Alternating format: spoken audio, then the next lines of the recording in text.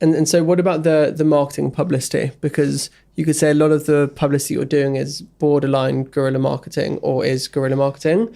Like I was walking on, I think it was a Central Line, and I just saw a huge poster saying, tired of faking orgasms to shit music, try Pom. And I was like, whoa, I got on my phone, took a photo, sent it to a few people. I was like, that's cool. And I've seen you've been doing a lot of stuff like that. It's provocative. It gets people talking. What's the reason behind it? What's the story behind it? So with specific to guerrilla marketing, as I was saying, inspiration, back to Thursday, they do a great job. Mm-hmm. Everyone on LinkedIn, someone somehow has mentioned Thursday in their cardboard signs. So obviously you look at that and okay, that's getting them a lot of attention. And like, for example, the way that we get users is, 3 predominant channels: organic, paid, and PR. Paid's a very steady stream. Like for anyone watching this, paid media is not going to be the answer to how you get your users or customers. That's just your consistent. That's what you model against. The things that you need are spikes of activity. So like a guerrilla marketing stunt, we do them. We tried it out because we saw this. We were like, okay, let's give it a go. We did it. We put it on Instagram, put it on LinkedIn, boosted a few of it, spike. Okay, that's interesting. Didn't cost as much. We looked at the number of downloads. It was cheaper than our ads. Wow. So then week on week, we've got them out and doing them bigger, slightly better. Not necessarily more expensive, just thinking a bit differently and thinking very tactically on what we can do with it and how we can cause a stir, not just the people who walk past them or see them, but the people sharing them online. And we've noticed like if every week there's a spike, it always keeps going up, but it's always going up in a positive direction. So why would we not do that? No one's copyrighted guerrilla marketing. Yep, for sure. I think it's really interesting. So there's a very clear strategic and financial value. It's not just a load of fun or ego of, why don't we try this fun thing and make loads of noise? But you've tried it and it's working. It's also a lot of fun. Like Valentine's Day, we hired a bright pink Hummer limo, and on one side it was spray painted "Send playlist, not nudes." On the other side it was playlist "Tired of faking wasn't shit music." Got it. We drove through central London, and bear in mind we started at like 10 a.m. because we wanted to get either side of lunch hour rush. Drove through, and you're like, it's 10 a.m. and these people just on Valentine's Day seeing this bright pink limo. The amount of photos, tags, shares, stories, that day of downloads was one of the highest we've ever had. People just loved it.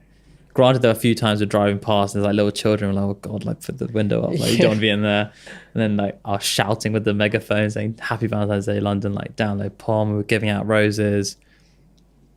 And then it was like maybe like 2 p.m. and because we had a drink sponsor the limo, so we were just like 2 p.m. and I was like, kind of drunk, aren't we? And I was like, probably not the best, but it was really fun, caused a lot of attention, and I think that almost kind of we've done loads of them before. That was the one that I think people got us talked about. Investors, people from the States, loved it. That's wicked. And there's a wider point here of the tone of voice of Pom generally. One of your Instagram, the design said the new zaddy of dating. What does that mean? So zaddy is like a Gen Z term, or I say Gen Z, it's a TikTok term. It's a TikTok term of, it's like people, they say daddy. A zaddy is like a younger, there's no age limit actually. It's like a ageless, handsome man. Right. That wasn't my caption, that was Pippa. It was great. I saw it and I was like, yeah, I mean, I get that. I just wanted to hear your thoughts on that. But I thought that's perfect. Like they're being so clear with their tone of voice. They're being so intentional with every caption, with every word they use. They know who they're appealing to. And it's not, 50-year-old Dave. It's not, they don't care about you, Dave. Sorry. Like there are other apps and that's not the audience. You say that. Oh, Dave, we still value Dave. Mm-hmm. Right now, because we launched very neutral. A mistake, maybe, but a blessing as well. Because neutral, by appealing to everyone, you appeal to no one. But we tried it. And we saw very obvious pockets of where the app's USP picked up. there were a few demographics. Strongest by far was the Gen Z audience. So that's where we've tailored it to. But at the end of the day, music's universal. Mm-hmm. Everyone loves music. Everyone has their soundtrack. So just because our tone of voice is geared towards Gen Zers, younger people, it doesn't mean there's no opportunity to explore slightly older demographics as well. Yeah. So this podcast is called Stamp Your Mark. It's about the mark that entrepreneurs are leaving on the world. It's about the legacy that they leave behind. If I were to say what is the mark that you're trying to leave behind, what would come to mind? I think for me, it's very different to the POM and the music side of things. For me, I think there's a problem. It's a bit of a tangent. There's a problem with education. I don't think entrepreneurship is not taught, but encouraged enough. And for me at university or school, I would love if there was just some opportunity to, go there and be like, okay, this is like, okay, you don't have to go to this university. You don't have to get that job. You don't have to end up here in 40 years. You don't have to live. It's very much, you're funneled in this direction. Anywhere out of this funnel, it's almost like you're a bit different.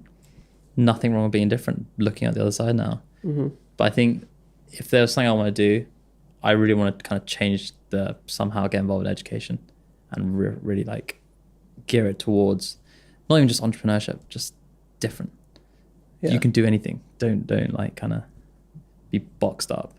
That'd be a great legacy to have. And even though you say it's different, education, dating apps, the point is that you will be a role model to a lot of people who are at school. They'll hear your story about how you started businesses at school and then at uni and then have built this app and this business as a young person. And that in and of itself will be enough to challenge themselves and their way of thinking. So do they need to accept that it goes school, internship, uni, corporate for the rest of your life? Or could they see somebody else who's young like them, who's gone a different path, respect that, and then think I could do that too? So I think it's a great thing to aspire towards. Yeah, I something needs to be done. I don't know how I'm going to do it, but that's kind of like a end goal that I'm working towards.